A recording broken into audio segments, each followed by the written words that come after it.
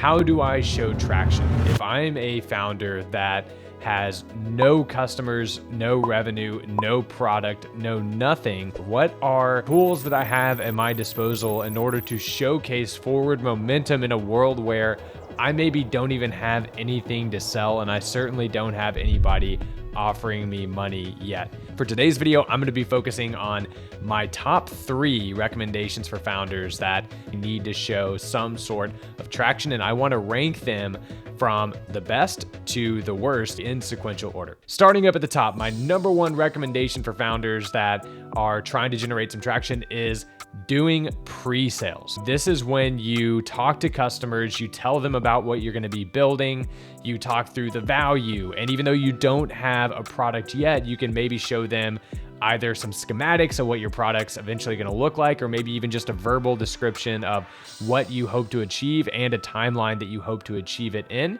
And you try to get the customer to prepay today for what you will build and deliver in the future. The reason that this is my favorite is typically things change whenever it comes to a founder-customer interaction, whenever you actually ask them to pay for what you're building. So whenever they have to physically open up their wallet and get their credit card out, people who may be giving you happy ears and just telling you what you want to hear, the conversation could change whenever the time comes to actually break out your wallet and pay. So the ultimate form of validation is to actually get paying customers. If you don't have a product, the only way that you can do that is through pre-selling what you're building. If you can get customers paying for your solution before it's even built, and then showing that to investors to show, hey, we've gotten X number of customers that have already paid, so we're already generating revenue even though we're not in the market, that is music to an investor's ears, and that is the absolute best way to generate early traction whenever it comes to fundraising. The second best thing is to get pre-commitments. This is very similar to the first way, where you essentially just talk about what you're building, you show maybe early prototypes and so on and so forth. But in this particular case, you're not necessarily asking for the customer to pay right now. You're essentially asking them, would they be willing to pay in the future? And if so, at what price point? The reason that this isn't quite as good as the first one is because obviously it's not actually real yet, and you're not able to close on those funds, and you're not able to start booking revenue before you actually have a product. But this is second in my mind because it at least shows some intent that somebody has essentially committed to, hey, I will buy this once it's in the market. Now, the big caveat there that comes to mind, not just to me, but also to the investors, is how real is this really? People will say all the time, I will definitely pay for that once it's built, because it's not a real thing. It's not really in the market yet. So there will be a bit of skepticism of, once this product is actually built, where these commitments actually end up falling through. But it's still some sort of a positive signal to show that people are at least interested enough in what you're building that they can verbally commit to buying it once it's out in the market.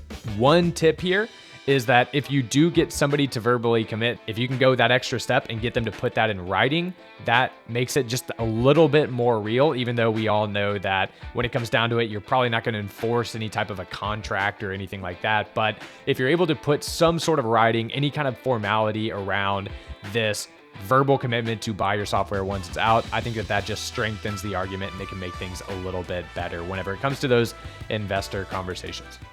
The third way is just having customer conversations, and have as many customer conversations as you can possibly have. And this is known as customer discovery. So in these conversations, you're going to be asking a lot of questions about the pain points that your product is going to solve. What do customers currently do to solve their pain? How big is this pain? How much would they be willing to pay in order to get this pain solved, and so on and so forth. So you're really just trying to get a deep understanding of your customers and trying to understand the pain points that they're struggling with today. I highly recommend reading a book called The Mom Test here. It is entirely devoted to customer discovery, good processes for customer discovery, how to perform customer discovery, all of that. Super insightful read. Highly recommend that if you're starting a company and you're trying to get some early traction. Those are the top 3. I do want to comment on the fact that there is a common theme among my top 3 recommendations, which is they all have to do with having conversations with your customers. And this is where I always direct first-time founders that are looking to build a startup. Whenever they ask, where do I start? What are the first things that I need to do? I always say, go talk to your customers.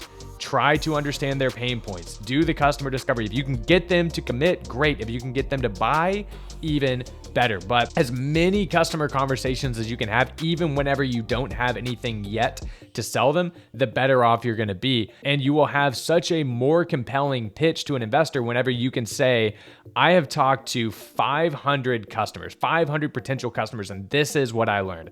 And you can break it out granularly by showing these are the main pain points that we uncovered. This is how much they would pay to solve this pain point. And even better if you can say, and we got X% of them to pre-commit or pay.